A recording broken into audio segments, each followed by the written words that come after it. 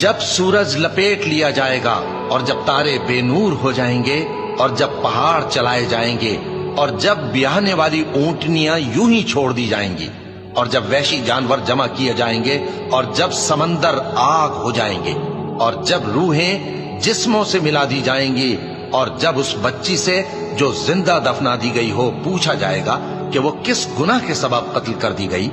और जब आमाल के दफ्तर खोले जाएंगे और जब आसमान की खाल खींच ली जाएगी और जब दोज़ख की आग भड़काई जाएगी और जब बहिश्त करीब लाई जाएगी, तब हर शख्स मालूम कर लेगा कि वो क्या लेकर आया है।